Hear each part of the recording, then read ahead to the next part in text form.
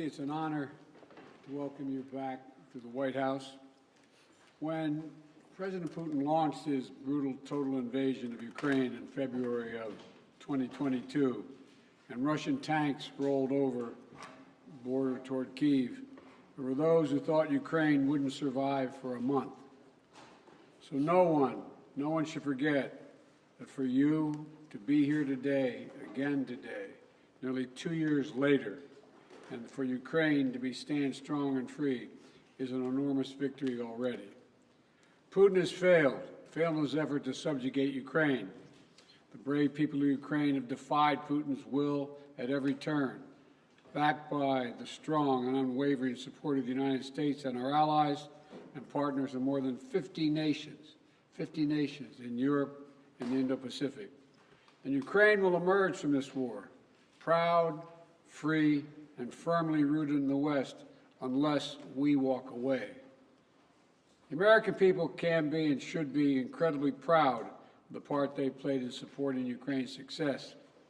We'll continue to supply Ukraine with critical weapons and equipment as long as we can, including $200 million I just approved today in a critical needed equipment, additional air defense interceptors, artillery, and ammunition. But without supplemental funding, we're rapidly coming to an end of our ability to help Ukraine respond to the urgent operational demands that it has. Putin is banking on the United States failing to deliver for Ukraine. We must prove him wrong. The United States and Congress must, as I asked last week, it's stunning that we've gotten to this point. You know, we need to fully appreciate how it's wrong, how this is being viewed around the world and being used by Russia. Russian loyalists in Moscow celebrated when Republicans voted to block Ukraine aid last week.